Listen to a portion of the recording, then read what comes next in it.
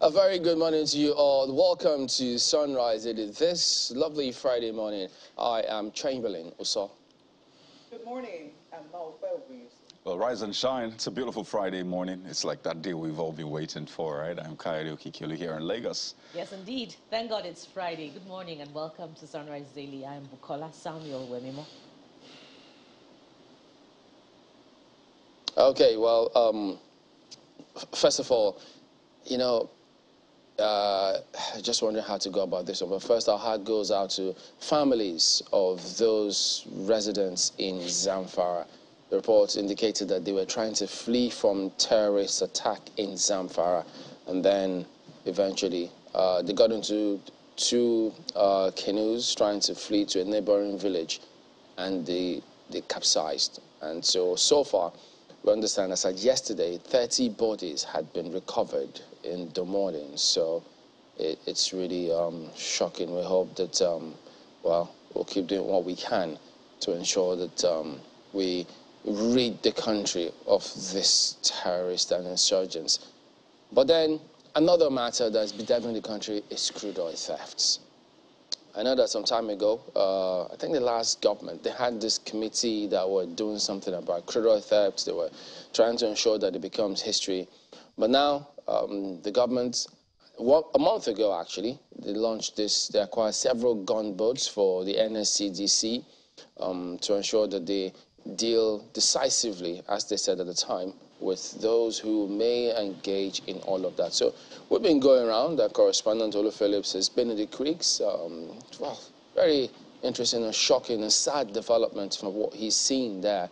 Several pipes connected to the main NNPC pipeline. And so you see these kind of things. But at least the good thing is that now the government says, look, we will just have to step up and ensure that these kind of things become history. And you get to see, unfortunately, it turns out that it is those who are even in it who have a lot of knowledge that are collaborating with those vandals who are doing all sorts of things there. Because I do remember some time ago in 2016, thereabout, no, 2003 actually, because this has been going on for decades. And so look at that. So these are well fabricated, well, in the sense that a layman can't go about this kind of fabrication. So they have information, insider information. That's what enables all of these kind of things, because it's really shocking. Even the one in Mosim in 2002, while I was there covering that as well, they made an industry of these kind of scenarios. You could see the whole area, they were just in cahoots with what was going on. And what do you then say about where you have cases where there are pipelines going through people's houses?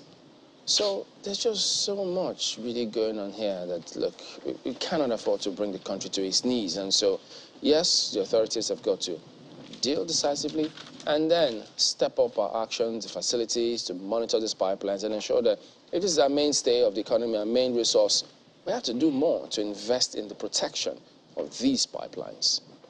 I couldn't agree with you more, Chamberlain.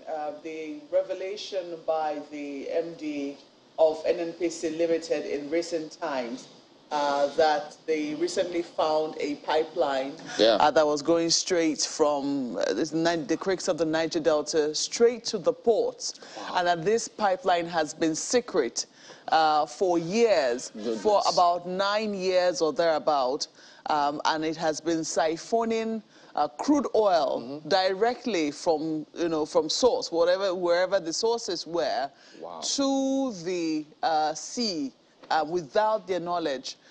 This is something that is really, really shocking. I mean, you have to ask, how much have we lost as a result of, this sort of blatant theft of, the common resources of everybody? Who are those who are responsible? Are they ghosts? If ships have been docking somewhere, because it wasn't just flowing to the sea, it was flowing to, a point in the sea where it was being collected.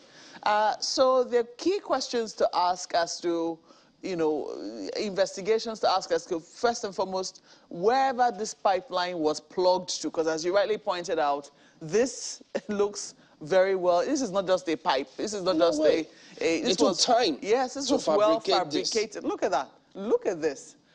This is not knowledge that you and I have. I mean, we're journalists.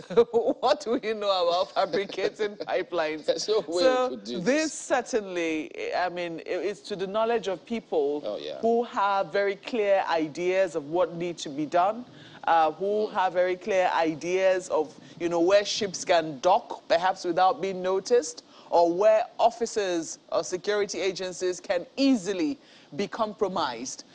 How did they come about this discovery? What eventually led to the discovery of, were they just unearthing the earth one day and they came about it? Or, I doubt it really. You know, the backstory will really be very important and would serve, because we do not know how many more of these are buried elsewhere. We don't know. So, I mean, and it's a possibility. We have been asking questions. I think only recently, our senior correspondent, Ladia Keridoluwale, had cause to speak with the Chief of Naval Staff to talk about the theft of crude oil. And the Chief of Naval Staff was saying that the amount of crude which we say is being stolen is only the type that can be stolen by large ships. And he was debunking the idea that perhaps smaller ships, maybe daughter vessels, were coming and carting all of that sort of crude away. Yes, he was debunking it and saying that was not possible, that the Nigerian Navy were well on top of their game to be able to stop that sort of blatant theft. But, you know, even though a lot of people put question marks because it was in the same country that, you know, a whole ship went missing and we still haven't seen it. Well, we're looking for it like a pin in a haystack, you know. So, you know, there are questions as to, you know, whether that could really easily be taken to the bank. But when you see this sort of revelations, the fact that people have devised other means, they're not just bringing in the people whom we see, NSCDC exposing, etc. These are small timers. These ones are the real cartels. Yes, they're the ones the government should go for. Exactly. They need to be further investigated. You know, my big question is, look, can government actually feign ignorance? As to who these people are? I don't, you know, that's the thing. Just look at that. They are the real mafia. It's not something anybody can do. It's not just anybody. These are things that go on and you ask yourself, with all the resources that government has at its disposal. And that one was going to file for 9 years? 9 years, simply. 9 years. People were not paying taxes. They were stealing. It's just frustrating. I'm sure my colleagues in Lagos will have more than a mouthful. Oh, absolutely. You know, there's a point that frustration turns to, you just begin to accept it and just say, you know, maybe this is our reality, let's live with it. But we must not get to that point, really. First, how did we know it was 9 years? So clearly someone has been watching and keeping count of the days. Oh, it's been 9 years since this happened. But that aside, what baffles me also is the fact that crime thrives brazenly in broad daylight. And we keep saying it's hard to have proper surveillance. We don't have the right equipment, or we're not keeping watch on the land that we claim to be our own, Nigeria. I mean, you've had that issue with our borders for years and decades. We keep saying we have a porous border literally every day. And I mean, we've not really been able to get a handle on that. Even in terms of terrorism, banditry, saying, I mean, these people are clearly in forests. Don't we have some sort of surveillance, maybe aerial surveillance and all of that, to know where they are, to see their movement? I mean, they just come in droves in motorcycles, attack, they break into prisons, kidnap people in their dozens, sometimes hundreds. I mean, these things happen brazenly, and we keep saying it's hard to have proper surveillance, or at least it looks like rocket science, because if we have proper surveillance, at least we'll be ahead of this. And now, this one that's just been discovered, said to be for 9 years, and it's there, like actually in broad daylight. I was expecting it to be some sort of underground, you know, deep water, whatever, but it's actually there in an open field, really. It's not a forest. So it baffles me, really. And I've said that earlier on, that it gets to a point where you just begin to say, I mean, maybe this is a reality. Maybe this is how we'll live our lives till, who knows, eternity. But I'd just like to mention one thing. I recall that we've had several measures. I mean, NIMASA had this Deep Blue project, right? And I recall just a few months ago, it was said that they were going to commission, I think, 2 mission jets to ensure that there's proper surveillance and look into ensuring that there isn't oil theft or vandalism. This is vandalism and oil theft put together. And I wonder what has become of that promise. The Deep Blue project was a big one. There was a lot of fanfare. And particularly oil theft, vandalism was mentioned as some of the things that this Deep Blue project is meant to solve. So how well has it been? I know about piracy. We've recorded a huge success in that area. But just how well has that Deep Blue project been able to ensure that oil theft is nipped in the bud? So I think it's important to appraise some of the surveillance projects we've put out there. It sure leaves a sour taste in the mouth, Kadi, but this is more than crude oil theft. Look at the sheer magnitude, the size of those pipelines. Look at the location. The distance. Underneath, the ground. I imagine the amount of work that those men had to put into, digging to unearth these pipes. This could not have been done without approval. I imagine if it were to be done, in line with due process, you have to get to perhaps the NNPC, the relevant ministry, to get the approval, to construct these pipes. It takes a government source, a relevant official to know the routes that lead to the sea. That's the original way to be pipes, done, right? yes, way to be done legally. So this couldn't have been done without an insider source, without approval. And I imagine that some ministry officials have some questions to answer, and then how much has Nigeria lost as a result of this theft that has gone on for nearly a decade? Well, we should begin to calculate in terms of trillions of naira, maybe billions of dollars. Now, Marco was referring to the interview granted our Controller Current Affairs, Mr. Akeredolu some months back. And I recall that the Chief of Naval Staff also said that there is a difference between crude oil theft and crude oil loss. This punctures that position, if I may, aver here, because if crude oil loss is as a result of divestment, companies going out of Nigeria because they're no longer making profit, this is a huge magnitude of crude oil theft, done seemingly so, with insider support, in cahoots with some officials. So how come this went on for 9 years and the relevant officials didn't know about it? Oh, that's a huge question that needs to be answered. This is definitely not crude oil loss. This is crude oil theft. I don't know. This is Nigeria. We hope things get better from here. Well, guys. Yeah, it's difficult to say we accept this. But we cannot accept this. They have to do what they have to do to make sure that this doesn't happen anymore.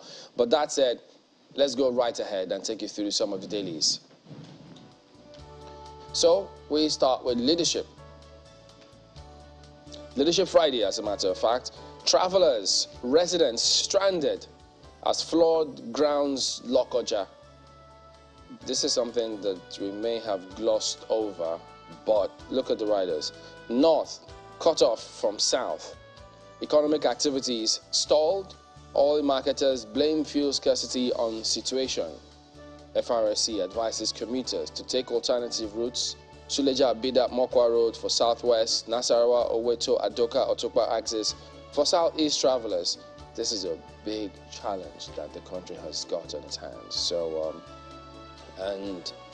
well, I don't know if we can say we should take it for granted that the authorities are approaching it as such, because it remains to be seen what is being done. I think FRSC said it would take about a day or two for the water to subside. But these are possibilities now of what could happen. So, because when this kind of things happen, you can only imagine. So what if a much heavier flood scenario occurs? What happens? Yeah, I think that is the sort of scenario we should be seeing the military intervening, right? Because where you're beginning to get to a state of emergency, it's utter chaos in that part of Lokoja, people trying to cross. I mean, the traffic is now hellish. I do not know if there's a narrow passage anywhere, but it does look like people are able to get across through some narrow passage or so, or maybe taking some sort of risk. But it is chaotic in that particular part of Lokoja. Some people are reported to have been there for as many as 8 days. Wow. Just trying to get to the other side. We're literally divided in two right now. So I think FRSA is providing alternative routes. If you're coming from the east or if you're coming from the west, they have advised those particular routes. Yeah. However, for those who are currently stuck there now, there needs to be a plan to see how they can evacuate them, especially how with this is affecting fuel supply in the northern parts of the country and causing very painful queues from here in the FCT. I'm sure also stretching to many other parts of the north central, northeast and northwest. I stand corrected, but I don't get that sense that we're approaching it and rallying as much as we can, because the NNPC, emergency services, governors, all those other agencies, these are the kind of scenarios they should just be out there talking to people, assuring them that, look, this is what we're doing, because it goes a long way in helping to assuage all those fears, and those who may just allow things go chaotic or take advantage of that, because we cannot allow this kind of scenarios play out. But just look at this as well. 2023 campaign finance, INEC invokes 50,000 naira donation limit. Yes. 50,000 naira donation limit. Look, don't laugh about this. I'll let you just go ahead. What does that mean? That you cannot donate more than 50,000 naira or what? Those are the big questions too when I saw this. But I think we need to go back to Section 88 of the Electoral Act 2022 and find out what category does this apply, because I don't think this will apply to presidential. Because if it's 50,000 naira, it's donation. But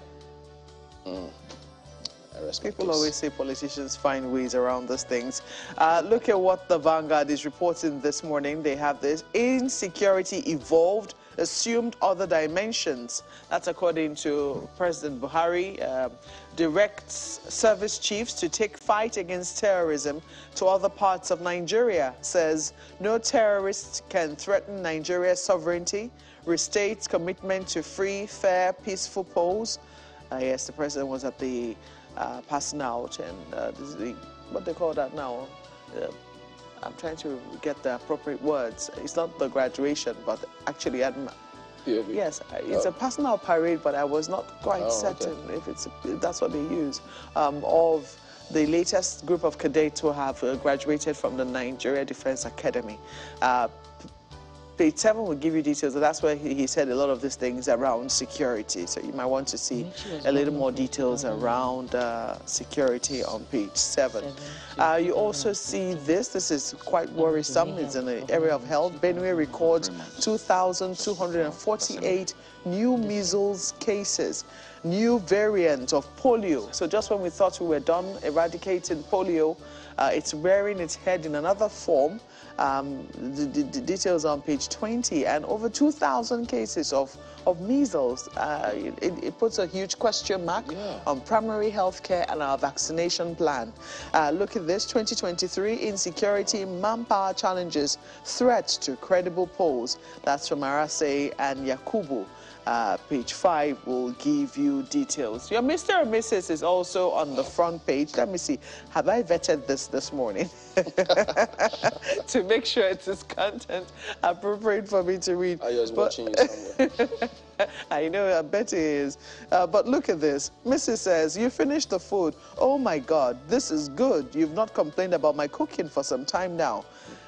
And Mr. says, with the economic recession, every meal is delicious. Couldn't agree more.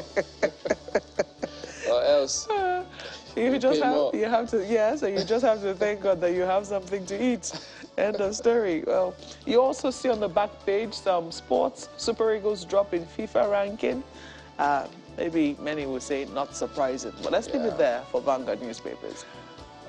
That's true, really. In fact, when you drink water, sometimes you have to relish it. Just drink it. some things in your hearts. Take a look at the Guardian newspaper next with this one. This focuses on politics, actually. Tinubu returns Obi in Harvard. PDP seeks urgent solution to crisis. So that's just a quick look at what's going on within the three political parties who seem to be front runners. Take a look at the writers. Tinubu to address APC campaign crisis. Rivers Assembly recognizes Atiku's ally Omehia as former governor. Very, very interesting twist there coming from Rivers State. And you see, Atiku will win by 7 million votes margin. ASUU boasts. So it's that season. You hear, you know, it reminds me of boxers. You know, when they go for their pre-match conference and they say, you know, I'm going to knock you out in the first round. You know how it works, so it looks like that again. But that story starts on the front page, continues on page 6 of the Guardian newspaper. And there's this one, interesting. Despite multiple checkpoints in semi-route, many travel in, out of Nigeria illegally. I promise you, I didn't see that earlier. So there's yet another question of surveillance, proper surveillance, for something as important as our borders. Looks like we're dropping the ball time and again. So it's a big story on the inside pages, and I'll just take one more for you. Hunger, major cause of insecurity, says Afe Babalola. It's page 22 read. And I know there's always that debate that, you know, crime is crime. People commit crime regardless of whatever. And then some say, well, it's as a result of the economic reality and all of that. I wonder where you stand on that debate. Well, let's leave it there for the Guardian. From the Guardian, let's quickly take a look at the Daily Trust newspaper, and it leads with this very heartwarming story from Wednesday. 23 train passengers reunite with families after meeting Buhari, and the riders provide more insight. President says security challenges have evolved. How Mamu sabotaged rescue efforts. And the last of the riders says, we owe victims' families a debt. That's attributed to the Speaker of the House of Representatives, Honorable Gbajabiamila. And that story is a page 4 read. And you could just see right there on the front page the picture of Mr. President, you know, exchanging pleasantries with the families of those who have been released, or the victims, like an oasis in the desert, really, the flood of relief. It's gratitude all the way, even from here. Glad that they have been released. Now let's take a look at some more stories. Let's go beneath the nameplates now to see this one. PDP crisis. Rivers Assembly de-recognizes Omehia as ex-governor. Seeks 600 naira, 600 million naira refund. That's an interesting one, and it's a page 33 read, I believe, inside Daily Trust. So many questions arising from this one. Something about, the story came from yesterday, something about the lawmakers just chancing upon the Supreme Court judgment, and they have wrongfully recognized the former governor over the years. This is as old as 2007 or 2006. How come the Supreme Court judgment is just being scrutinized over the years? Well, so many questions to answer, and that's just one of them. And lastly, before we exit, the Daily Trust, this one, earlier mentioned, 13 dead, 12 missing in Zamfara Kano mishaps, and we commiserate with families of those who have died. That's the Daily Trust newspaper. Well, take a look at New Telegraph next. Intrigue. Rivers Assembly strips Omehia of ex-governor status to refund 600 million naira benefits, 96.5 million naira pension. House terminates all other privileges, entitlements. Sheath your swords, NEC members tell Wike others.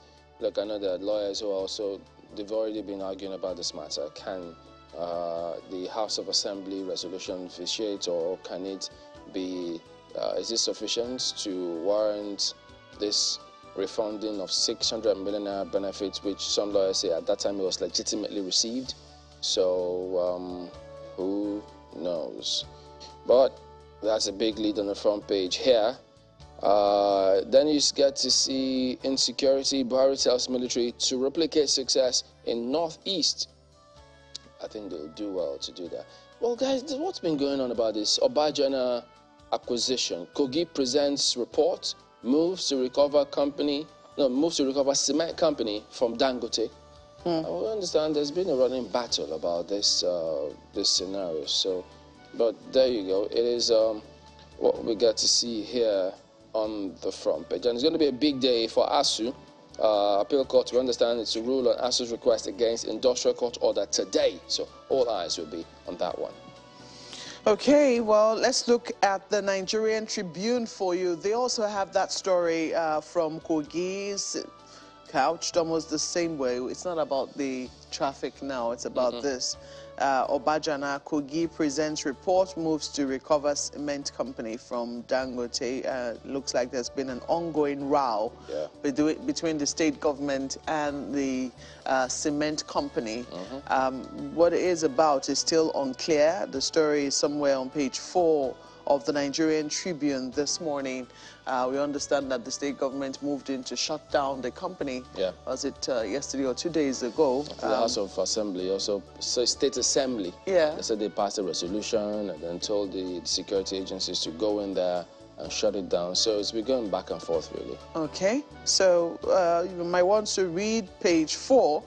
Perhaps it will give you details of just what that report is about and what the ongoing row between the state government and Dangote Cement is about, especially the factory in Obajana.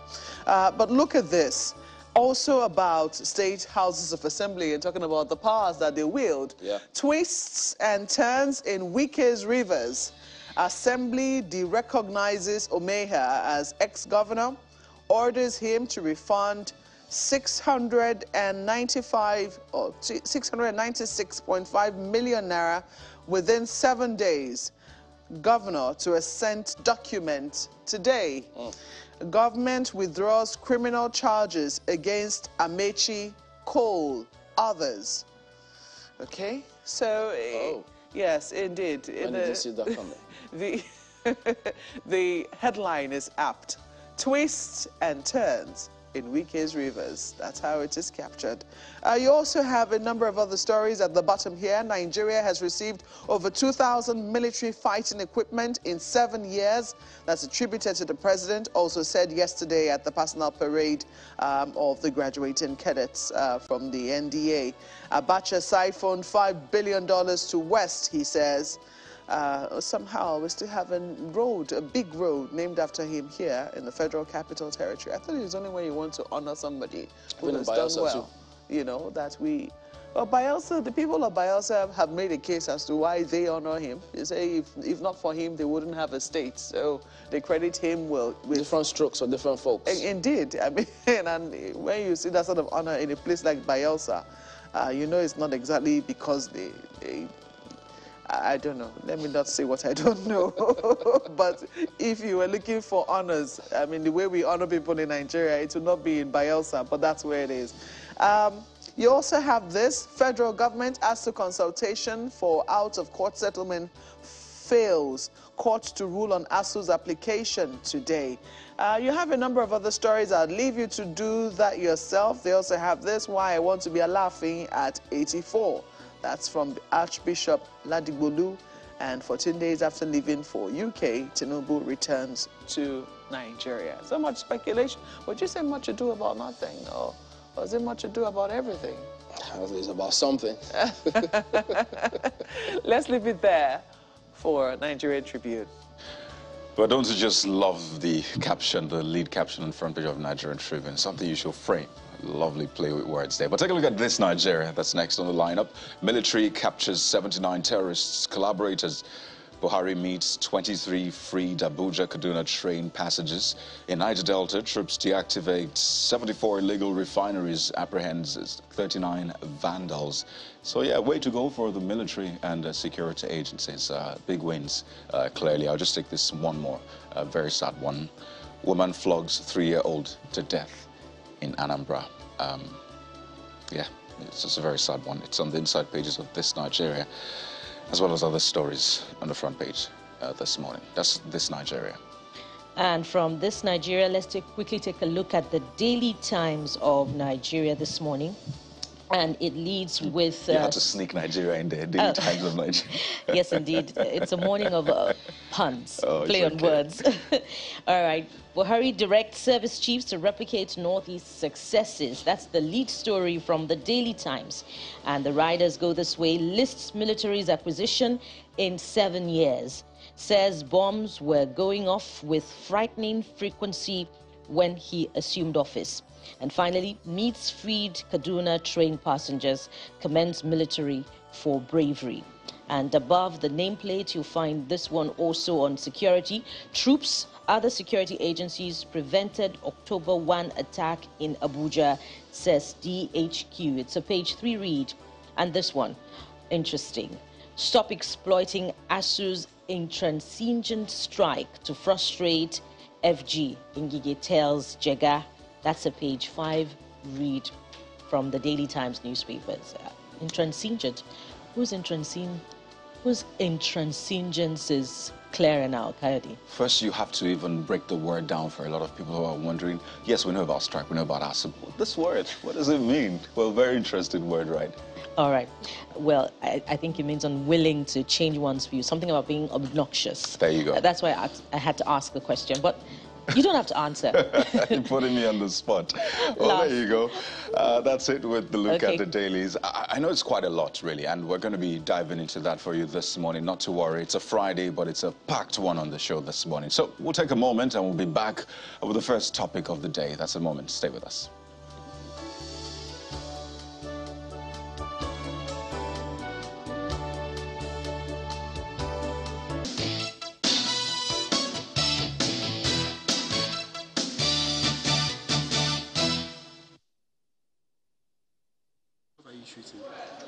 The atmosphere in the courtroom at the Court of Appeal is calm, as few lawyers, as some interested members of the public await the commencement of the hearing in the application filed by the Academic Staff Union of Universities, seeking the leave of court to file an appeal against the Industrial Court order.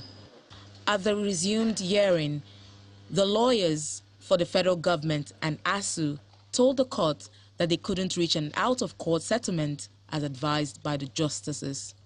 Though ASUU has withdrawn the motion for stay of execution, counsel to the union, Mr. Femi Falana, argues that the lecturers have the right to file an appeal against the interlocutory injunction because it was against them. However, he is grateful for the negotiations made so far. The leadership of the House of Representatives had given assurance to Nigerians that the president is seized of this matter and that another meeting will be held today for a final resolution of the matter. The federal government prayed the court to dismiss the entire application on grounds of incompetence and jurisdiction. The honorable justices took all the applications. Of course, we raised several other issues that his application was incompetent, he had approached the court with dirty hands, he had not evinced special circumstances and all that. So the honorable court listened to all counsel and adjourned to tomorrow for ruling. On the registration of 2 unions for university lecturers, ASUU plans to approach the court. We're going to file any moment from now. The law is clear on classification of trade unions. In the First Republic, we had a proliferation of what they used to call mushrooming of trade unions. The government decided to restructure the unions in 1973. The law was further amended in 1994. So, as far as the law is concerned today, there's only one union for members of academic staff in all Nigerian universities. You can't have 2, you can't have 3. Justice Barker Hammer subsequently fixed Friday, October the 7th, for ruling on the appeal by ASUU.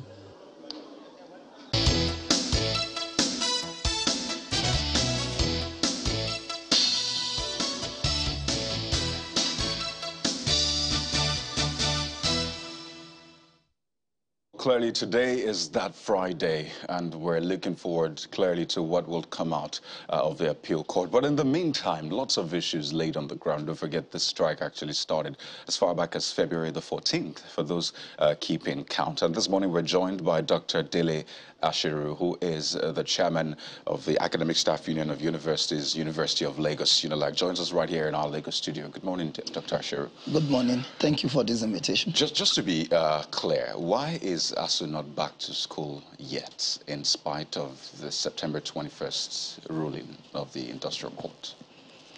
Well, as you have heard from the lawyer of the union, that ruling was appealed, and we sought a stay of execution, which was expected to be heard. But in the wisdom of the higher court, the two counsels were advised to settle the matter out of court. One would expect that a serious government will quickly seize that opportunity to rescind, this macabre dance. Just to be clear, what I was asking is, so there's a subsisting court order saying ASUU, from the Industrial Court, Justice Hammond saying, ASUU, go back to school, go back to classes while we deal with the case before the court. That was on September the 21st. It was given on Wednesday, and it's been over 2 weeks now. You have not gotten a stay of execution. The appeal court has not even made a decision. That's why we're waiting till today. So over 2 weeks, why has ASUU not obeyed that court ruling? Well, ASUU had appealed that ruling. But you've not gotten a stay of execution. And we also feel that that court lacks the jurisdiction to make that order. So why do you obey an illegal order, so to speak? So you call the court, the Industrial Court, illegal? No, that order, not the court. The court is a legitimate court of the land, established to adjudicate, in labor matters. And we must thank the Industrial Court, because in the past, we got justice, from that court on behalf of some of our members who were in this same manner. And the court had jurisdiction at that time?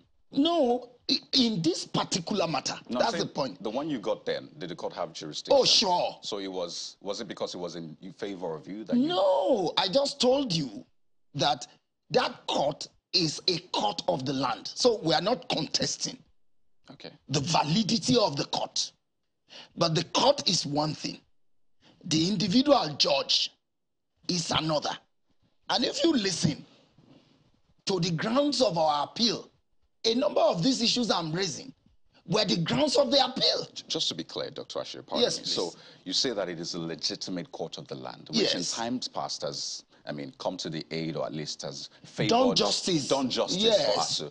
So this time you are choosing not to obey because No. Have you obeyed the court ruling? No. The question is, look,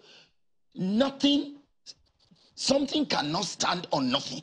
But you just said this is a legitimate court of the land. But in this instance, bear in mind that our learned counsel told the world that in the first instance, by the law, the Minister of Labor had no legitimate right to drag our union to that court in the first instance. We've not gone to arbitration. Do you get the point? So isn't that for the court? So sometimes, if you look at jurisprudence, what is it? What interest is the law to serve? The legality of it or the justice? So in this instance, the interest of justice has not been served. So who decides justice? That's why we have the court. So in this case, is ASUU being judge and jury in its case saying, we'll choose to obey this particular order. We'll not obey this order because we think it doesn't do justice to us. No. We have followed, the processes laid down by the laws of the land. If you have a judgment, or an order, so to speak, that's not even a judgment, it's an order. It's an interlocutory order. Nonetheless, it is meant for you to obey. And in the wisdom of our learned counsel, that order has not served the interest of justice. And we are following the processes of the law to point out the issues with that particular ruling. With that particular order. You do know that, I mean, the court has given a pronouncement which is clear, saying go back to work. That is clear. Over 2 weeks now, ASUU, pardon me. Okay. Over 2 weeks now, ASUU has not gone back to work in spite of that ruling. You have not gotten a stay of execution at the Court of Appeal. It is meant to make a decision today. And you're aware that you might be in contempt of court. I don't think so. Because should that be the case, I mean, we would have been so advised. But we have one of the best lawyers in the land as our lawyer. Oh, so your lawyer advised you not to obey this particular court ruling? Our lawyer is handling the case in the interest of justice and following the processes laid down by the law. That's just the situation. Speaking of your lawyer, he stated the position of the union on the proliferation of unions, and something about, from the papers today suggests that ASUU may be headed to the court to sue the government for registering CONUA. ASUU's initial reaction to the registration was, oh, we're not bothered. The government can register as many unions as it wishes to register. We're focused. Is ASUU perhaps jittery, with the decision to head to the court, to challenge the proliferation of unions? If we also go by what the Minister of Labour has said, that more are on the way. Well, you see, my reaction to that is that ASUU is an idea, and nobody kills an idea.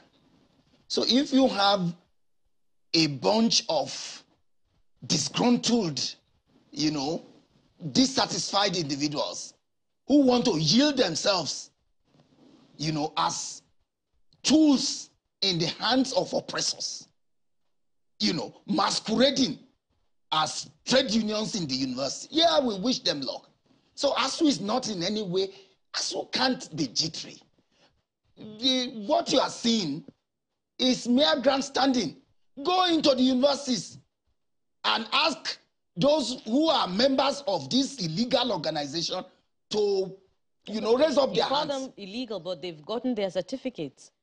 They've been registered. Which certificate? Is Minister of Labour presented them a certificate. Is it Minister of Labour that gives certificate to a trade union? Is it a minister? So it's not a minister. Upon what is the registrar of trade union? They should publish the certificate that they got. What you are seeing happens only in a country like Nigeria. Is it a minister that will call a press conference and be displaying a letter and saying that they have been registered and all that? No, whether or not, I think it's the issue is whether they are legal or not. And just to be clear, they are recognized by government. They have followed the due process and they have been recognized. If ASUU has an issue, ASUU says they will go to court. Is it a government that recognizes a trade union? So I think it's for ASUU to go to court. A trade union is situated to challenge that in its followership. If ASUU is not threatened, why is ASUU headed to court to challenge a proliferation of trade unions? Yeah, you see, the point is this. If you have a law written by you, why violate it? You see, sometimes ASUU embarks on some struggle to make some point. If you write a law, you wrote the law. ASUU didn't write the law. But because ASUU is insisting that you should do the right thing, you should fund education and make universities in Nigeria globally competitive, and then you are applying, Gestapo fascist tactics rather than facing the issues, then it behoves on the union to also test your law, test government's law, and to show, how, crude a minister can be. So sometimes you challenge some situation, not because it threatens you in any form, but to put the record straight. I mean, CONUA had been around since at about 2017. They've been gallivanting about, telling lies to themselves and to some of their cronies. What lies did they tell? Do you think they told? Look at it today. Dr. Ashiru. One of it is that they are in 17 universities. I am a university teacher. Where are the members in 17 universities? Who said they're in 17 universities? The coordinator of the organization. Chairman of CONOA. Well, I don't know whether it's chairman. Well, he can call himself essentially, you're saying that you have a list of CONOA members and you know where they're not and where they're in. We know those of them who are. We know them. We know us. We are in the same trade. So we know ourselves. So you have the information to authenticate their membership strength in Nigerian universities? Yes. How so? Are you a member of CONOA yourself? Do I have to be a member of CONOA? I am a proud member of ASUU. So how do you know what's going on within CONOA? We know them. And they know that we know ourselves. You know, you made some points. You said, I mean, you're going to court. Your case is already in court of appeal. If a decision is made today in favor of ASUU, would you expect the federal government to obey that decision of court? It's a higher court. They have to. So, but you can disobey a court. There's no case of disobedience here. And I don't know why you are insisting on this point. There's no case of disobedience. Let me understand this, because this is a citadel of learning. Oh, yeah. I mean, it's our ivory towers. We expect you to represent the very best standard. So you say that a court... Is this the way they deal with... No, pardon me. Let me learn, Dr. Ashiru. So a court gives a decision, and this is for even students who are watching and learning as well. So a court of competent jurisdiction gives a ruling saying, do this, pending the determination of the substantive suit. And it's been over 2 weeks. And you've not gotten a stay of execution, which is the condition for which to say, well, we're not going to obey that particular decision because there's a stay of execution. But yet you say that, no, it is not disobedience. So what then is disobedience? You see, the point that we should underscore is that when you are not supposed to do something and you are doing it, that, bear in mind, that judge was a vacation judge. And then they arraigned him to give an order, which he did, and left. See, the point here is that I think we have followed... Who arranged him to give the order? Those are very, very huge allegations. The Minister of Labour. Do you have proof that the Minister of Labour was the one that appointed him to sit over that case? The Minister of Labour cannot appoint... You said he was arranged, and I said who? You said the Minister of Labour. You arranged this meeting. Exactly. So it was by me, but essentially we invited you, basically. Yeah. So I can say that I invited Dr. Ashiru. Look at what happened. Did the Minister of Labour say, George, come and sit on this case? Look at what happened in the court now. The man finished, the job, and then handed over the file back to the registrar, to reassign the case. Look at it now. I don't think that's against the procedures of the court. But that aside, pardon me, the issues at stake now are very important issues. The court, interestingly, said, go and settle out of court. And that's where you've been for, 7 months now, out of court, trying to settle. You go to the court says, go outside and settle it. So I wonder, as it is now, are you able to really, in good faith with government, settle out of courts? No, you see, it is government that has demonstrated bad faith all along. And that has been the position of our union. Look, you set up a committee. Government set up a committee, the Nimi Bricks Committee, to negotiate with our union. That committee and our union concluded negotiation in good faith. All that was required was for government to sign. Only for government, to do 360 turnaround and refuse to sign. And rather than being honest with what transpired there, Minister of Labour, Minister of Education, all of them, started telling lies to Nigerians. Such that... What lies did they tell? Such that the Nimi Bricks... I'm coming to answer your question. Okay, Let me finish my line of thought. The Nimi Bricks Committee did a paid advertorial to say that what the ministers were saying were far from the truth. What were the lies? The first was that ASUU sat down with Nimi Bricks Committee and were fixing their own salaries. that ASUU chased away all relevant government agencies that ought to, be part of the negotiating process so that they can do what they choose. These were far from the truth. In fact, the truth of the matter is that Nimi Briggs himself, before all of those people, told our union that we have gone round relevant government agencies, and this is what government was willing to offer. And then we said, okay, if we'd been at home for quite some time, students are at home, the country, is at its edge on account of this crisis. Bring it. And we have these things in writing, only for government through the Minister of Education to come and say, well, they cannot do what they have. All right, Dr. ASUU, we've gone back now. Let's now go forward. Speaking of which, the president at the Summit on Anti-Corruption recently said that, ASUU lecturers too, are complicit in corruption because a searchlight should be turned on the management of internally generated revenue from public universities. I wonder what your position would be on this. You see, when you are in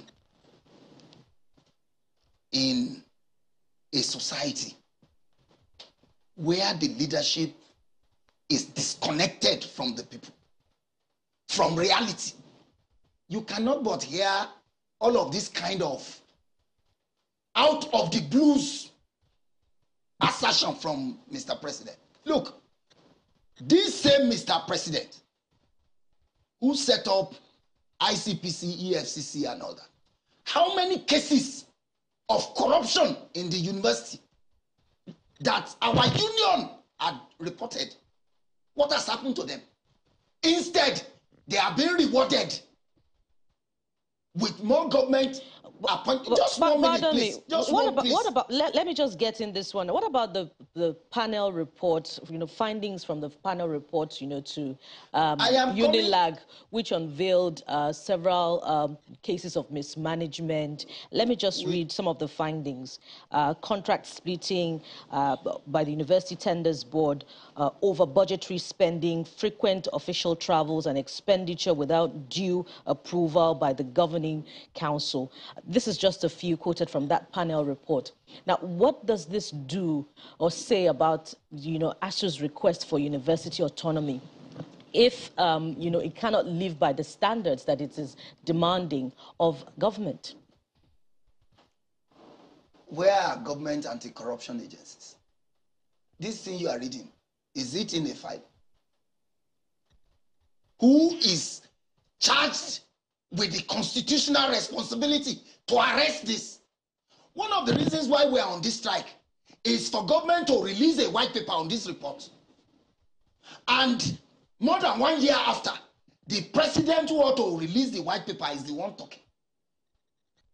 Is that ASUU will release white paper, will write white paper? So essentially, you're saying that these allegations are not true? It is government that is funding corruption. No, so are these allegations not true? These are findings from a panel report on Unilag, your university. Yes.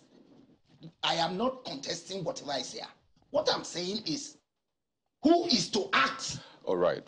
So essentially, the government has dropped the ball in prosecuting these cases, but you admit that indeed they are true. Well, the report, look, it's a report of an investigation. An investigation set up by government itself. And you've not read it there that the chairman of ASUU or the president of ASUU or whoever is involved in, we don't even issue contract. Right. So put the blame where it rightly belongs. Why model up our union in it? So what we are saying is that government rewards corrupt people in this country. 2 of them are in the people to be given national award as we speak. So, ASUU, do we have power of arrest? Who are those people? The former vice chancellor of Umudiki.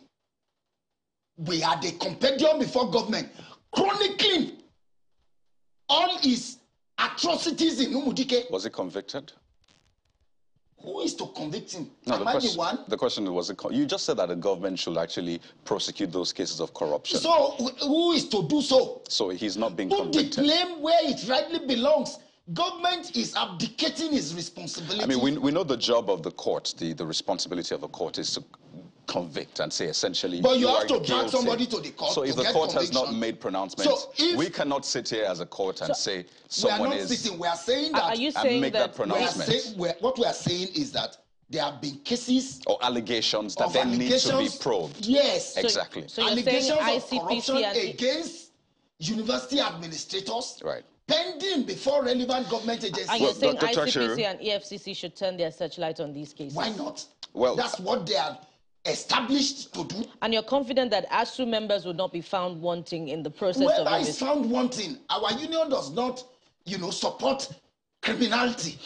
Whoever is found wanting should be prosecuted. Clearly, lots of hurdles to cross. To end corruption in the ivory tower. It's not by grandstanding and by mere sloganeering. Well, there's corruption there. We have to wind down on this now. Clearly, lots of hurdles to cross, and I mean, I can tell from your passion that we always hope for the very best from ASUU, from the government. But we'd like to thank you so much. Dr. Dele Ashiru is the chairman of ASUU in University of Lagos, UNILAG. Thank you so much for your time, and wish you the very best, and our students the very best as well. We hope we hear good news from the court today. Absolutely. Thank you very much. It's a pleasure to be here. Always.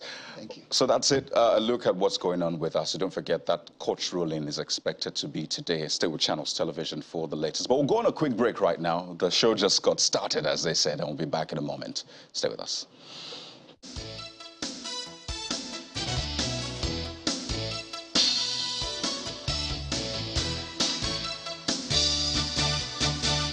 Renewal, therefore, is the responsibility of leadership. In this room are distinguished men and women. They're all united by one thought, the need for a better Nigeria. The speakers have been consciously chosen to speak according to their convictions.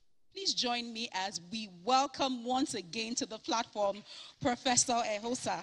First on the lineup is the Director General of the Institute of International Affairs, Professor Ehosa Osage, who believes there's no longer going to be a revolution, but a renewal of the Nigerian state. We have to address issues that will take us out of where we are and take us steadily to where we want to be with great confidence. And I want to suggest to us today that what we are doing would involve a reconceptualization of the country that we are in, meaning that we have to have new narratives and counter-narratives, if you like. We have to have a reimagined Nigeria. We have to have a new dream. We have to have a new future. A more assured future, but a better future that all of us can be part of. The country director of DAI, Dr. Joe Abba, is next. He is more proverbial and sarcastical of his analogy of Wazobia and expectations of the next president come 2023. He dwells on the challenges of the Nigerian constitution and ways to fix it. Many have asked Eze Mo to tell them to consult the gods and tell them who will become the next Eze of Wazobia. Eze Mo has not yet consulted the gods. He no longer accepts schnapps and white fowl. Wazobia is more divided than it has ever been. Eze Wazobia must go back to the National Conference of 2014 or convene his own if for any reason he doesn't like the outcomes of that conference. But we must talk. Veteran broadcaster and communication strategist Dr. Victor Oladokun believes a better Nigeria is possible if we make the right choices. So the question once again is, what does Nigeria need from the next president in 2023? I am sure there are 1,000,001 things. However, there are 3 basic things by all means possible. This will require boldness, clarity of mind, intellect, the ability to build a winning team from day one, the capacity to bring along others through the power of communication, transparent accountability within the executive, legislative, and judicial arms of government, and radical reforms within the civil service. The issues of deficit in leadership and unbridled corruption in the country is addressed by media entrepreneur Kedaria Ahmed. If in May you happened to be in the Indonesian city of Malang, during the Muslim Eid festival.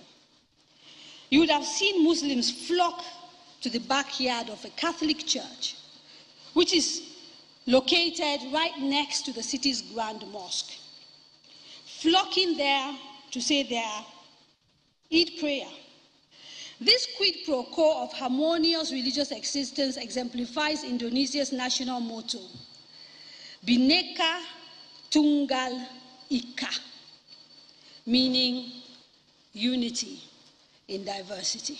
It's culture. We must come together if we're ever going to be a nation. Nigeria cannot and will not fulfill its promise until we are all one and traveling together. Transformation strategist Mrs. Alera Ida Otobo says awakening of a new Nigeria is key. She urges all to leave their comfort zones and make Nigeria a better place. Every one of you in this room is a flame. And when we join forces, we become an inferno. And we become a consuming fire that will consume three things: corruption, injustice, and wrongdoing. So, every one of you, let the words that have been spoken today cause a significant shift in you. Then we're doing the third thing that I'm going to do on this platform. I'm going to release a new sound over Nigeria. An awakening sound, because it is time to arise. It is time to stop making excuses. It is time to stop sitting and hoping other people will do the hard work. And everything that we have said that will come down, let's come down. Okay. 1, 2, 3.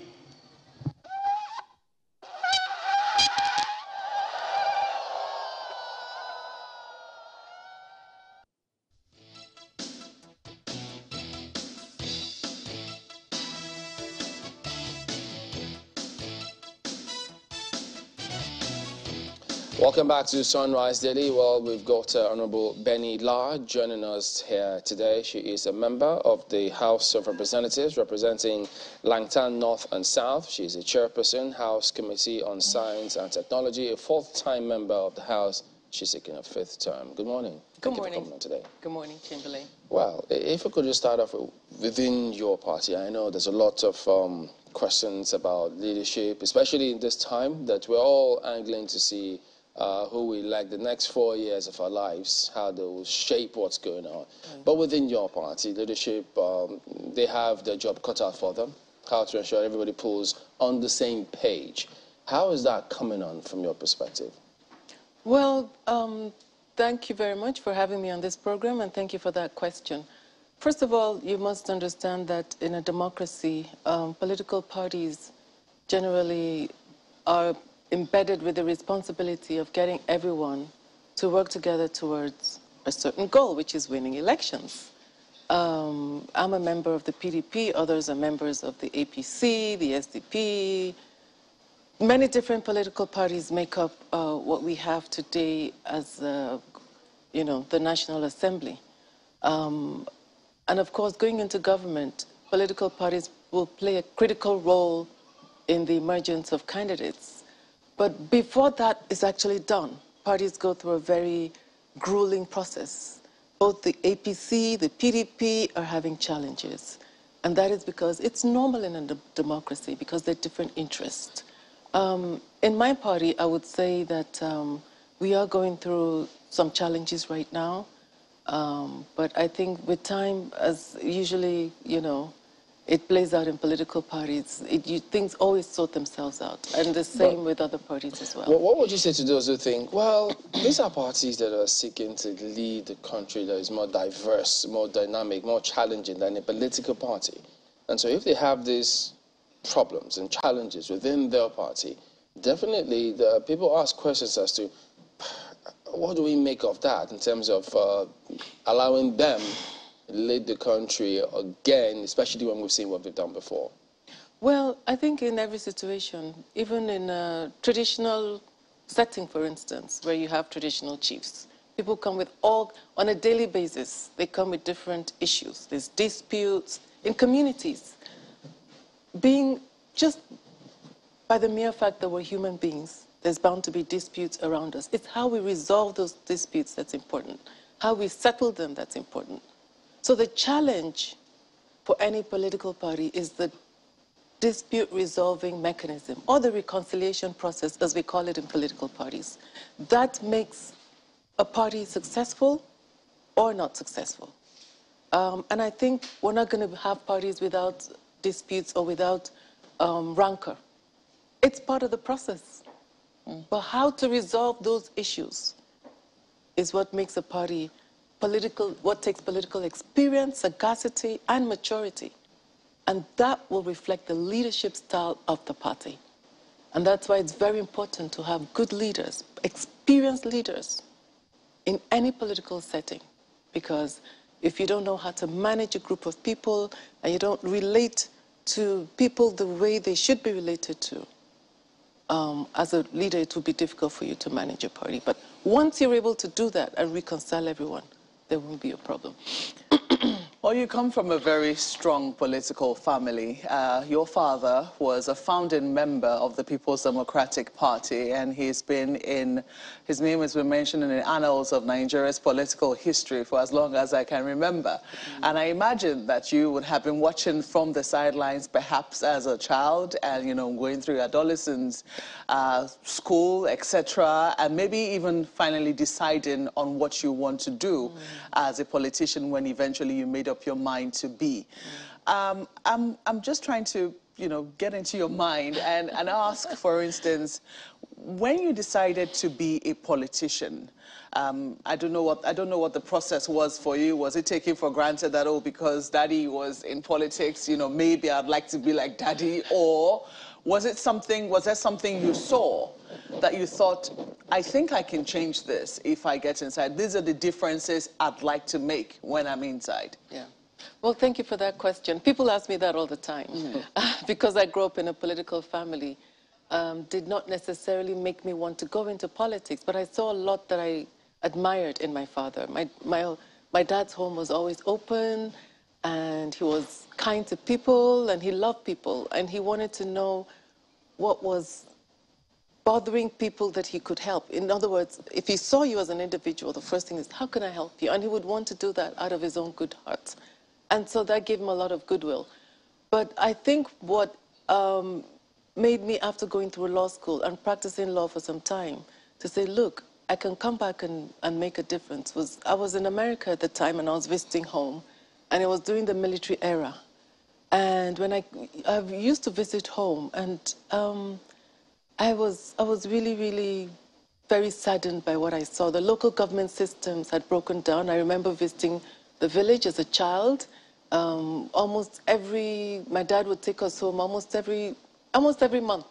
So even though I didn't grow up in the village, I was constantly going to the village, and my life was partly, growing up with the villagers, and I identified what they were going through. But I noticed there was a degeneration of communal life and just of society in general. People had very little access to amenities, water, health care. During the military era, things were not good, and the local government systems had broken down, and there was nobody to, nobody to be held accountable for. There was no one you could held accountable for what was going on. And so when I went back to America at one point, we started a group called the Nigerian Policy Group with some professionals. And we started also advocating for the end to military rule. And we started doing a sort of transitionary proposal on what Nigeria should look like. Reforms of the civil service, because the civil service under the military, of course, wasn't the same. And the civil service is the engine room of the government. How should we reform the civil service to make it perform? And you can see those reforms, a lot of them have come to be now. Even, of course, a lot went on more than what we did. So I came back home and said, I want to run. I want to change this process. And then there was of course, my dad had started this advocacy for return to military rule. And he had called some politicians, according to what the current national chairman told me. My dad had called him and said, look, we have to get the military out, and I want you to be the secretary to this. And he started taking notes. And my dad started having meetings around the country. He said, oh, let's go and meet so-so person, let's go and meet so-so person, because they refused to be part of the Abacha government anymore. And they said, we were appointed, we're politicians, we can't be part of a military government. They were appointed as ministers in that government, and they resigned, all of them. Professor Jerry Garner himself, and so many of them. And of course, you know, Alhaji Abukarimi, whom he was very close to and who did a lot of these things with him. And they said, we must get the Chief Bola Ige, we must get the military out and have our self-rule, democratic, participatory self-rule. And so my dad started jotting and said, let's form a party. And they called it, with Alhaji Abukarimi, they named it the PDP. And they named it the PDP, and that started fighting the military. The purpose of setting up the PDP at the beginning was to fight the military and to transition. And so there were high ideals at the time, high hopes that a lot of Nigerians had for democracy, you know, chasing out the military and ensuring that we had self-rule, democratic rule. But if you ask a lot of people now, they will tell you that what we have is civil rule. We do not have a democracy. They do not think that they are feeling the impact of a democracy yet, one, because, I mean, our democratic process is still largely evolving. One of the primary reasons which you say spurred you to enter politics is trying to bring governance to the grassroots. As we speak, the local governments are yet to, you know, be revived and, you know, get to the point where the people at the grassroots truly feel, you know, the dividends of democracy, so to speak. Do you agree with that? I would say that we're much better off now than we were in 1998, 1999, when I joined politics fully. For the people of Langtang whom you represent, how would you say that their lives have changed materially since you started representing them or since the return of democracy? Well, first of all, the people of Langtang, North and South, have more of a voice now. They have more infrastructure. They have more federal presence. They have, even in terms of youth empowerment, women empowerment, and I think most importantly, they have more of an awareness of what it means to be in a democracy. You know, just having a stabilized democratic political setting is a huge achievement. And the fact that we're able to elect our own people without violence. The people of Langtang is one place where elections cannot be rigged. And I think that's another achievement. But I think the major achievement is I've mentored a lot of people and a lot of gone into offices, many various offices, the House of Assembly, the local governments, and so on. That has been an achievement. If you could speak a little bit more about that, because those issues that you spoke about in terms of the development that has come to them, one wonders the role that members of the House of Representatives, or senators at that, actually play if the governors are there to ensure that those provisions, those amenities are there for the people. So if they were carrying out those responsibilities, what will the representatives be doing? Well, I agree with you that the governors, by the Constitution of Nigeria, are empowered and have the power to allocate resources for projects for development in their states. However, it doesn't stop the representatives from lobbying for federal presence or to, you know, complement what is being done. And that is what we as representatives do. We simply lobby here and there, and then we also, even at the state level, you can lobby, you know, but we are federal representatives, so we lobby mainly through the federal government to see an equal distribution of resources across constituencies. And that's why we also have this zonal intervention program of the National Assembly, where equal resources are allocated across constituencies through the federal government, and the federal government and the member influences where Does that really happen that way? Equal resources allocated across the zones? Does it play out like that? I'm not talking about... That's what's supposed to be. I'm talking about the zonal intervention that National Assembly distributes. That's our policy, and that's how it's done from the national project. No, that is it. Yeah, but that's the same thing. Yes, yeah. So that's what I'm talking about. But this is the national budget. The national budget is supposed to also be equally distributed.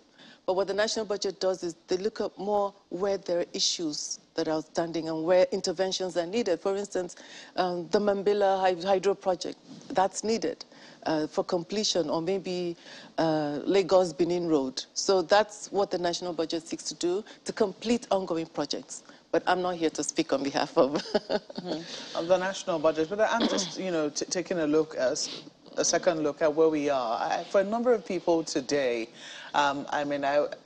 thankfully I was here in 1999 when we came to a democratic rule.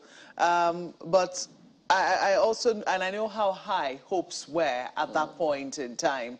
I also know how, high hopes were at some point in 2015 when this particular administration entered, how people thought things were going to change when the PDP lost power, because people were disillusioned with how the PDP ran government, at least at the point when they decided to give the APC a try. At this point, again, if you speak to a lot of people, you find them disillusioned. If you talk to them, you listen to the conversation which they were having at the platform, for instance. When you listen to that sort of conversation, you know that things are not well with our country. And so we have to ask, for yourself as well, from that time when you saw that things were not exactly right during the military era, and that there was so much that we could do through our democratic experience, or through a democratic experience. If you were to wait, how would you say that we have underwhelmingly performed? Because if you were to match the hopes with what we thought we were going to be able to do, vis-a-vis what we have been able to achieve so far, you would agree that we haven't exactly lived up to the expectations which we had in 1999. Well, thank you. I think every Nigerian would allude to that yes, we haven't lived up to our own expectations. But I must say that Nigerians are the cause, or we are the ones that have not taken on enough responsibility to ensure that we have good governance and accountability. We have systems that are weak, and we haven't built up those institutions and those systems. And until we do that, we'll continue to face this, weakness, in leadership. And when I say we have institutions, we even have law enforcement institutions, and we have the judiciary.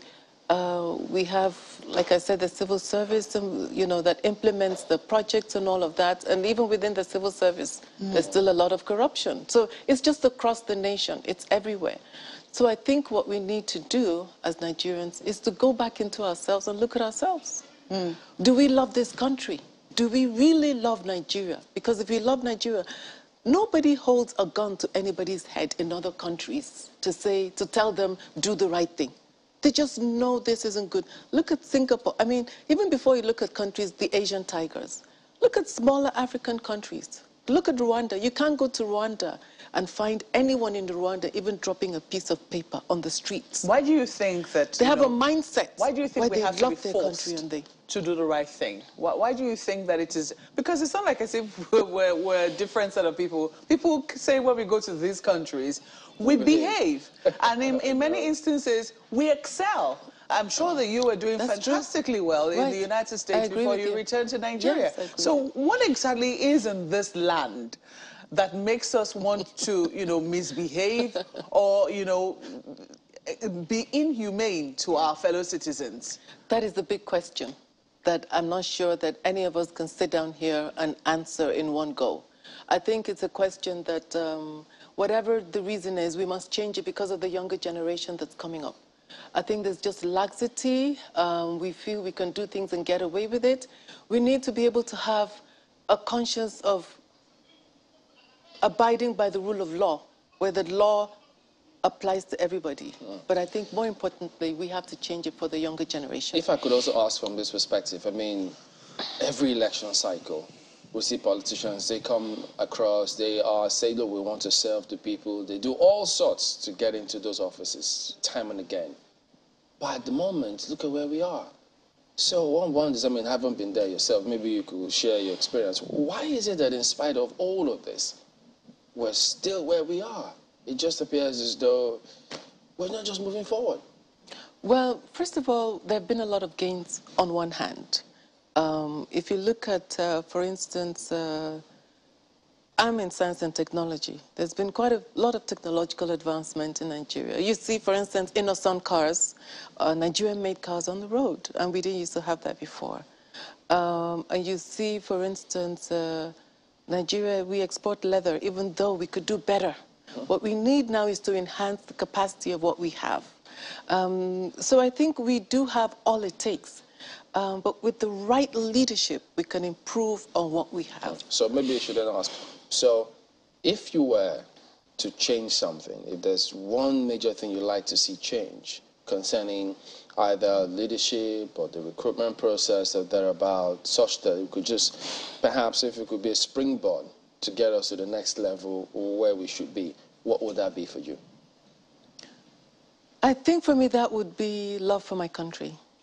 If people really love this nation, they would not be doing the things they're doing.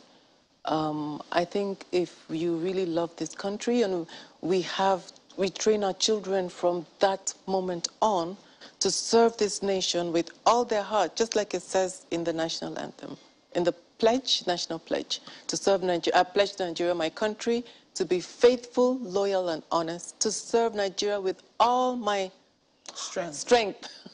I was going to say might. With all my strength. To defend her unity and uphold her honor and glory. I think that would just be wonderful. So you're seeking the 5th term in office. So that suggests that that suggests that perhaps you have the impression that some things, you're getting certain things right, and hence you want to get there for a 5th term. So the system of governance that we've got so far, is that giving us the kind of results that we actually need? Or, because when you say you wanted to be in politics, you change certain things. We know there are 2 different things. If you are the person who calls the shot across board, as opposed to you being among several others, where at some point voices may drown others. So does it matter, the kind of system of governance we have? Will it affect anything if we were to change or something? I think we have a perfect system of governance. I think it's how it's played that is the issue. So whether it's parliamentary or presidential, doesn't matter? I think the presidential system, to me, is preferable for a country because it was so diverse in nature. And we have a huge, population that everyone needs to be heard. The presidential system ensures that people are elected, a wider range of people are elected into office. We have 360 parliamentarians in the House of Representatives and 160 in the Senate. I think the presidential system also distributes powers equally, the presidency, the executive and the legislature. In the parliamentary, the legislature also are the executive, so they play 2 roles. I think for a system like Nigeria, it's better to separate it. It's how it is played that is the issue. So as you wind down now, so could you tell us, when you hear young people, women say, look, we're not getting the kind of representation we are getting. We should do better because we have a lot of ideas and things we need to bring to the table.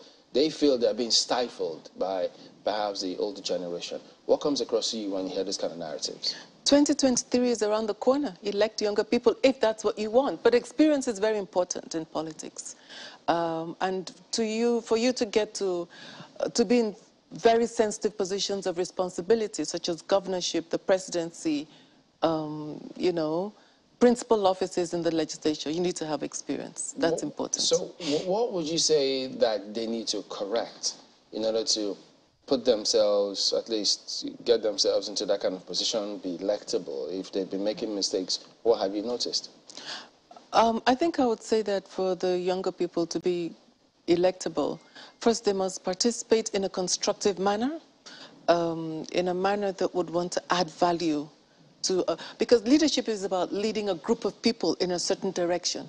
What are you going to preach to them? What is your message going to be to them? It shouldn't be to, take leadership in a violent way or to to be, in other words, to build harmony among your people while changing the way things are done. And I think we can do that in Nigeria.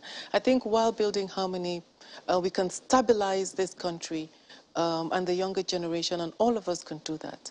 I think one of the key things we must do is to speak to each other with respect, to have a government that is all-inclusive, and I think regardless of age, gender, ethnicity, we can all correct the ills in Nigeria. We can all do well. How do you mean all-inclusive? All-inclusive, regardless of your, whether you're from what ethnicity, whether you're Ijaw, or you're Fulani, or you're Tarok, as I am, or Benue, or Igala, or whatever you are. Whether you're a man or woman, whether you're young or old.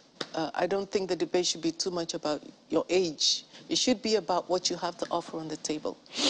All right, then Honorable Benny Law is the chairperson, House of Reps Committee on Science and Technology. She's seeking a 5th term in the House. Thank you for coming on, and all the best. Thank you so much. Thank you. Appreciate it. All right, we will be back in a moment. Stay with us.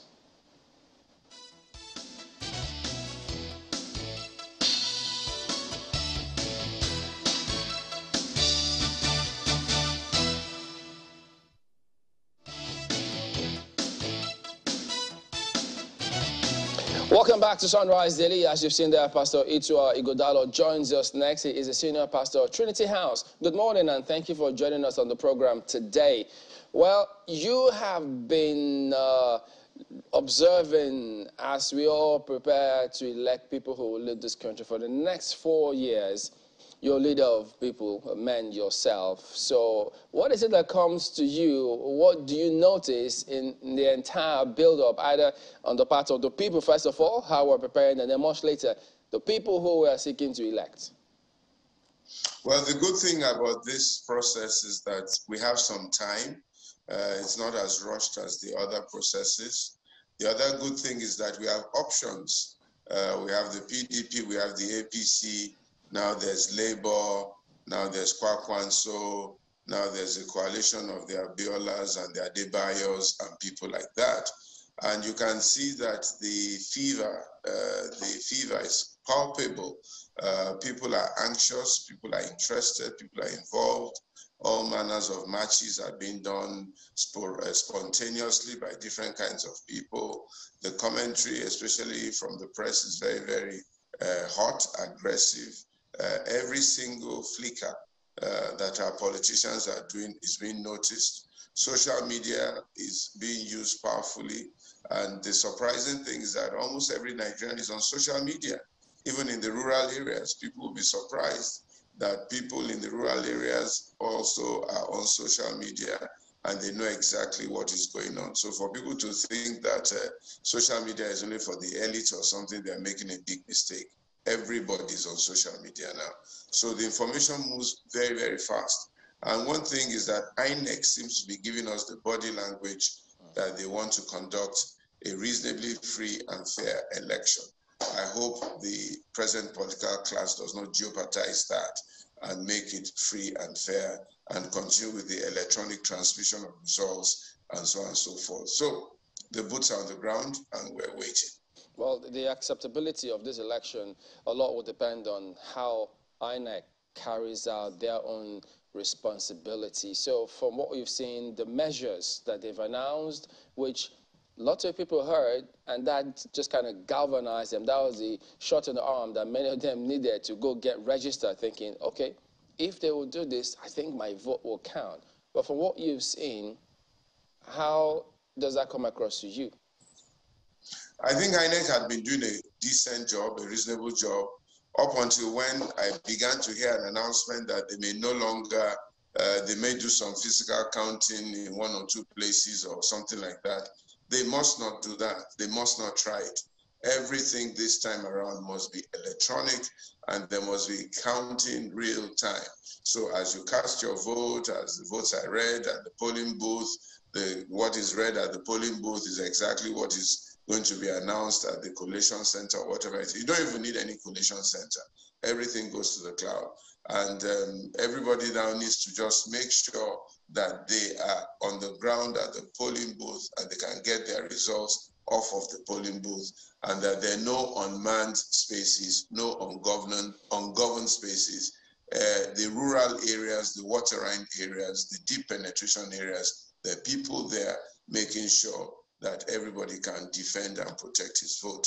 If we have credible elections, if we have elections where there's no malfeasance, there's no rigging, there's no violence, there's no carrying of ballot boxes, and there's no funny announcement of results, I think the Nigerians will generally accept the results of that election, and we'll try and move on with our lives and make the best of whoever wins. Speaking about moving on, you know, religious leaders play so many roles to different people.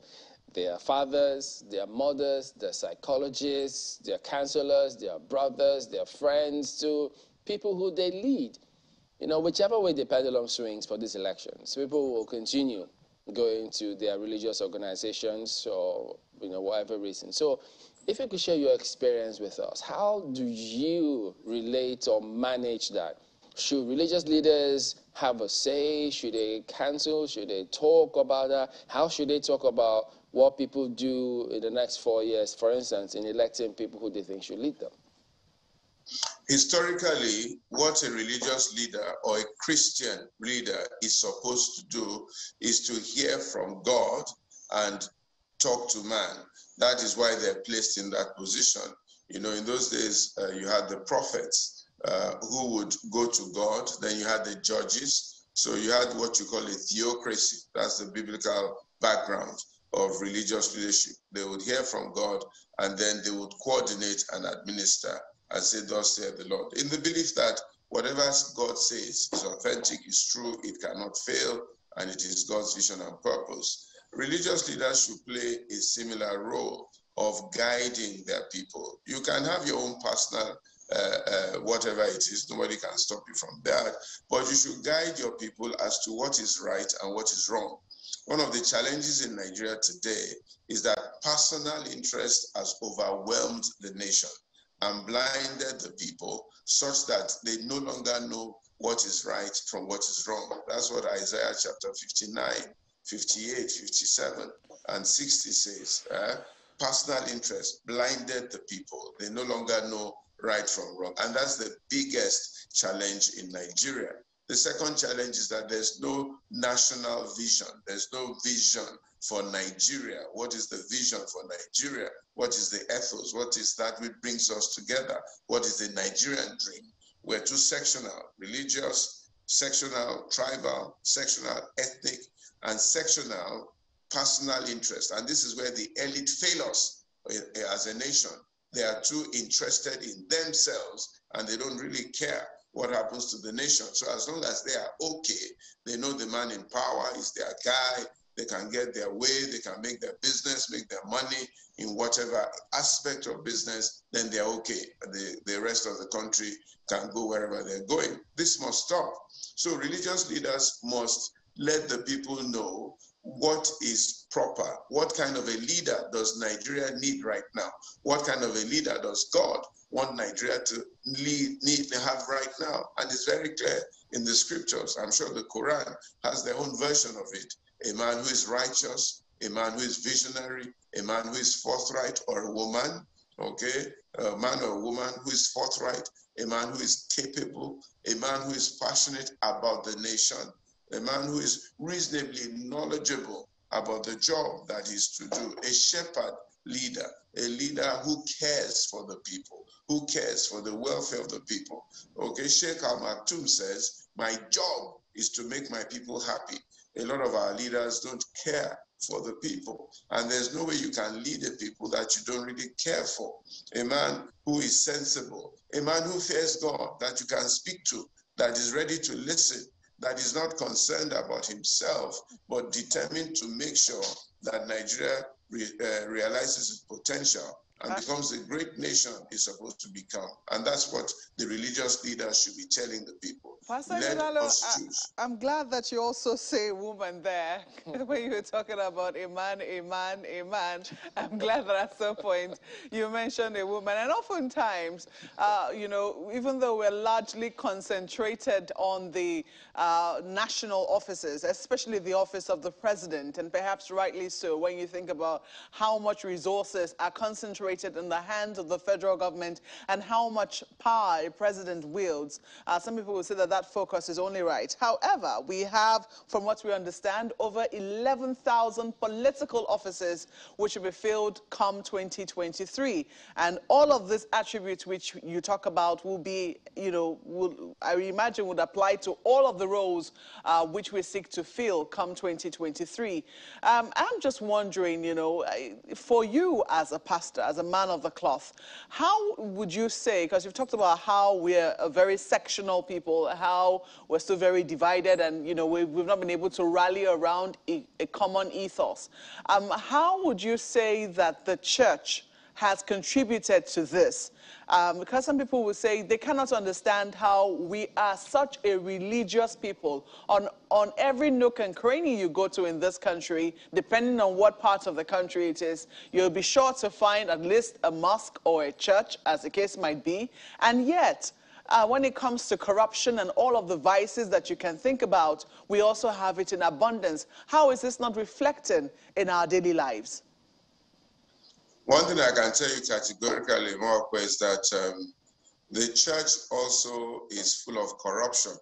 The church also practices its own kinds of politics.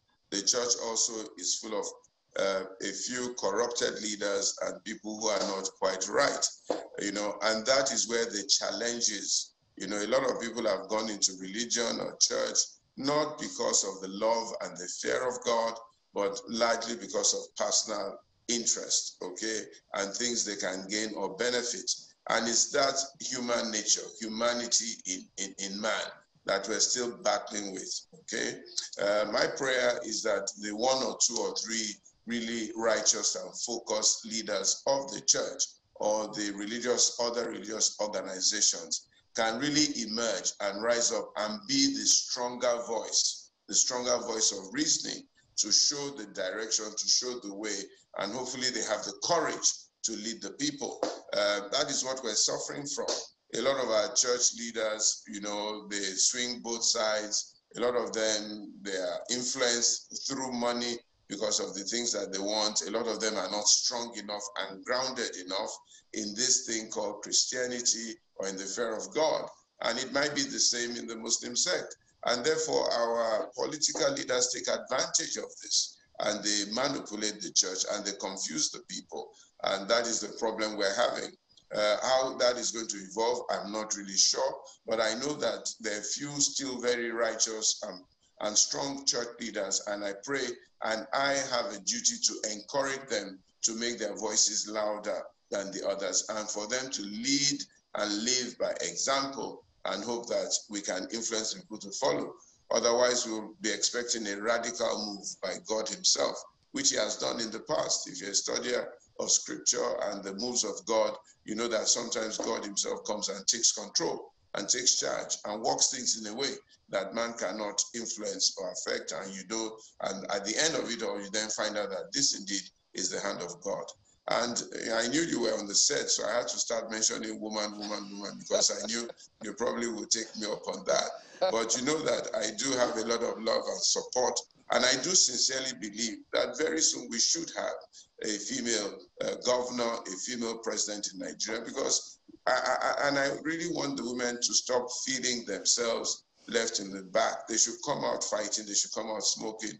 You control 51% or 52% of the votes. You must encourage yourselves. And I'm quite happy to have a woman, a sincere woman, a strong woman, capable person leading. I don't even care where that person comes from, to be honest. I really don't care. I really don't care what their religion is. I really don't care. They just have to have the right attributes, the right focus, the right determination to make Nigeria great. Al Maktoum is a Muslim. He's doing a fantastic job. Lee Kuan Yew, we didn't even know what religion he was. I'm not even sure he believed in God as such. but he did an amazing job in Singapore. So what do we care? Let the man just know, or the woman, sorry, know exactly what to do. And we're ready to work with that person. And that's my role, that's my passion. All right, let's bring in our colleagues from Lagos. They've got questions for you as well. Well, that's right, Chamberlain. Good morning, Pastor Iguodalo. I see that you have imbibed, Markwe's statements, and of course for women, always representing. But I recall that recently you were quoted as saying that Nigerians should elect, or at least choose, the least corrupt, most hardworking as their leader, and that, for a lot of people, was quite interesting statement. And yes, the political parties, the actors, they know their game. They're doing it quite well in this season, trying to get the clout, the attention, the crowd, and all of that. But for the people, it might be a bit difficult because you have to choose from all of these candidates. Sometimes you don't even know the difference. So in terms of that statement you made, how can Nigerians exactly decide, okay, this is least corrupt? It looks like you're saying that, well, generally there's corruption, but at least choose the lesser evil. So how can they decide which is least corrupt, most hardworking? What should they look out for? At least for now, this is where we are. If we had been a bit smarter, we would have had maybe a slightly better array of candidature. I run a group called the African Leadership Group, ALG, and we do a series every Thursday. And we're putting ourselves together to try and be the leading voice in terms of leadership selection criteria. So we're going to be bringing out very soon a whole bunch of leadership selection criteria, an online ability for you to fill a form online. And then out of these 15 or 16 candidates that we have, you can score them based on your knowledge. So for example, we're recruiting a CEO for a bank in Nigeria. You have a selection group. They would, before the selection, itemize the criteria of the kind of person that they need to lead their bank and bring them the profits that they desire. This is what we want to do. That's what the African Leadership Group is working on right now. This leadership criteria. What do we want in a leader? So the second thing is for us to inform the people, because one of the biggest problems with Nigeria is that illiteracy has been weaponized. Our leaders have deliberately kept a lot of people illiterate, ignorant, out of school. And because they don't know their right from wrong, they're easily manipulated, easily influenced with a piece of bread and some wine and some money. So we must educate the people. We must inform the people. That's part of what the African Leadership Group is trying to do, not just in Nigeria, but all over Africa, because we believe in the emancipation of the African, of the black man, to take their place in the world today. So what are the criteria that we need for a great leader? They said to David, the people went to him and said, David, come and be our king. Why? You have done certain things. Even when Saul was in charge, you are the one who led us in battle. You are faithful, you are loyal, you are focused, you are brave. You killed Goliath a few years ago. You took a band of people who were useless, rotten. You had leadership capabilities. You turned them into mighty men. Therefore, we submit to your leadership. They went to tell him, even though God had anointed him at the age of 17. So what do we want? What does African Leadership Group think are the criteria for a good leader? Number one, he must be visionary. You must have a vision for Nigeria. Where do you want Nigeria to go? What do you want Nigeria to become? You want to be MD of my bank? We hope what that, is your vision Pastor for this Etiwa, bank? Does it? Pastor Etiwa, we hope that Nigerian youths will get on board the African Leadership Trainer, and then there will be results. Let me just quickly get this one in, a follow-up to the role of religious leaders. And amid the campaign, even prior to this time, we see a lot of the politicians, participating in particularly now church services, and for good reason, to garner the support that they require for the elections. And we see the role of religious leaders in this case, which is clear, not in so many words. They show open support for certain candidates. I wonder how proper this would be because of the array of candidates that we have and the multiplicity, of religions that our candidates also represent. And this is where I'm interested in your thoughts, along these lines. Going forward, we're going to see a lot of participation of Nigerian politicians in church services, maybe, the mosque services as well, for want of a better description. What's your counsel about how religious leaders should, embrace these people without necessarily being partisan? Well, what the first thing is that their doors should be open. Anybody who wants to come can come. Well, you can't turn every church service or every mosque gathering into a political gathering, but any one of those leaders who want to come, or politicians who want to come to the church to worship, to present themselves, to move around, they're free to come. They should come. It's an open place. The reason why people want to come to churches is because there's a huge gathering of people in churches, and politicians love huge gathering of people. The second thing is that the pastor or the imam or the bishop is very, very influential over his congregation. These are congregants who've been with you for 5, 10, 20 years, who you have lived their lives with, and who you have shown direction in different other areas. They tend to trust you. So the church becomes a very ripe breeding ground for a lot of politicians. But it behoves on the leader of the church to guide these people aright. Listen to these people, hear them, score them, weigh them, and decide. Take your own decision. If you need me to help you to shape your thinking, I'll be very happy to do that. But in politics, you must give everybody a fair chance to present themselves. You must do that. It's very important. That's also a sign of leadership. You must try not to show undue bias, but you must show what you think is right from wrong. And then when the time comes for you to take a decision between Mr. A and Mr. B, you must be able to be bold enough to tell your people, I think I'm going for Mr. B for this and this and this and this reason. And it's up to them to make up their own minds. And that's the role that the church leader must play.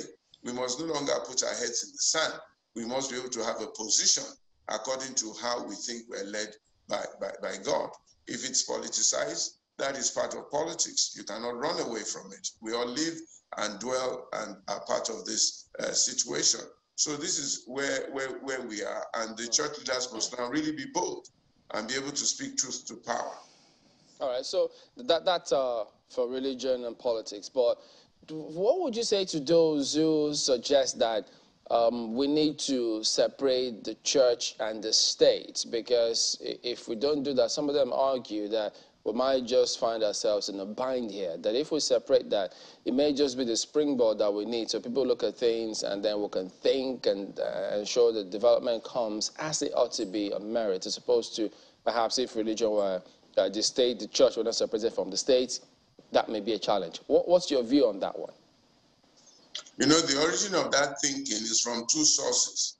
The first source were the church Puritans who feel that the state might corrupt the church. So let's keep the church separate and let's keep the church holy and distinguished, and let's leave it out of the state.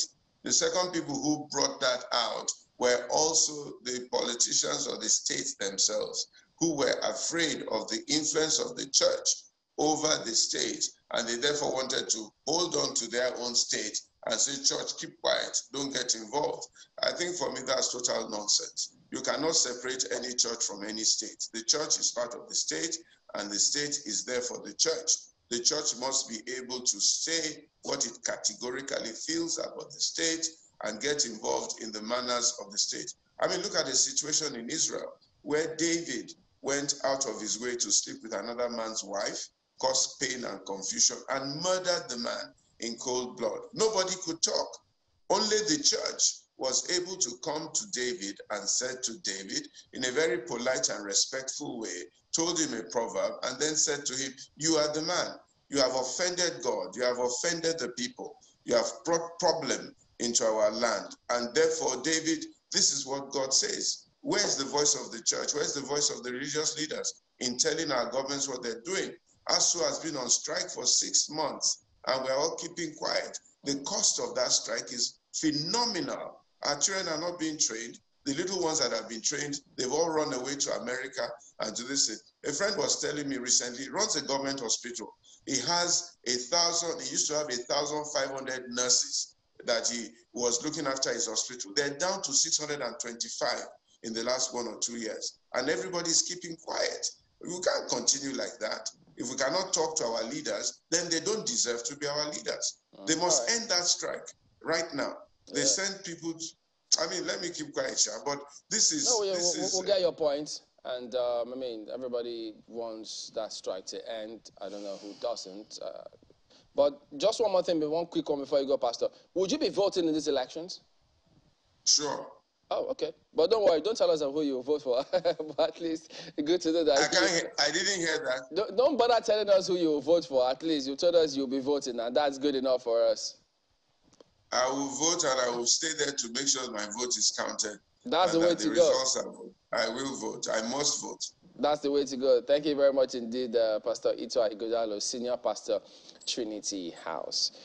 All right, so... Thank you for having me. Bless you, Chevalier. Always a pleasure. Bless you. So much, so much. All right. And I hope you run. You run for office, Mokwe.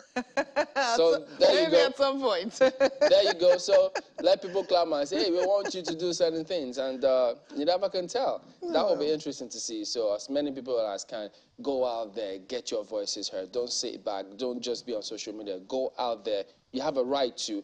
Nobody can tell you not to. Okay, unfortunately, we can't take any messages, but we do appreciate and acknowledge all of you. Keep your messages coming through, of course.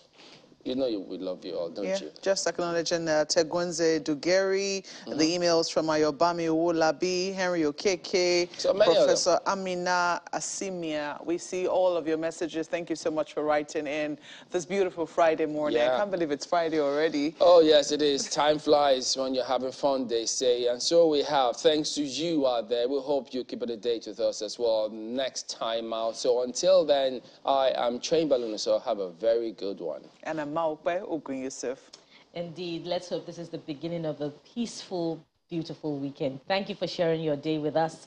I am Bukola Samuel Wemimo. And don't forget that the president is expected to lay next year's budget, 19.76 trillion naira budget, before a joint session of the National Assembly today. Stay with Channels Television for updates on that one. I'm Kayode Okikulu.